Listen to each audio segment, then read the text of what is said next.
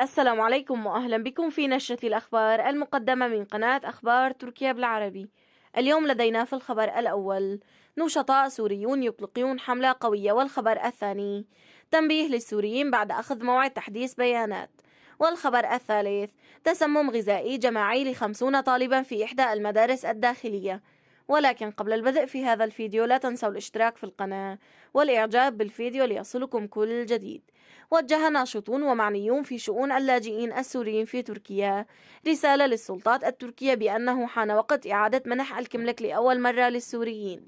وقال المحامي ضرار سطوف في منشور له على حسابه في الفيسبوك لاقى رواجا كبيرا أن الأوان آن لإعادة منح الكمالك للسوريين الذين هنالك مشاكل في كمالكهم والسوريين الداخلين للمرة الأولى إلى تركيا. ولدينا في الخبر الثاني: تنبيه للسوريين بعد أخذ موعد تحديث البيانات.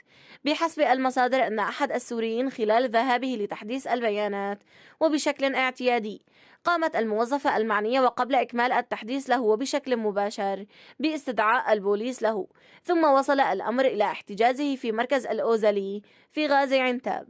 وبعد متابعة محاميه له تبين أن القضية متعلقة بعدم سداد رسوم دعوى قضائية محكمة أسرة لدعوى تتعلق بزواج سابق، حيث خسر الشاب الدعوى وتكلف بأجور المحامي ورسوم أخرى ذات صلة.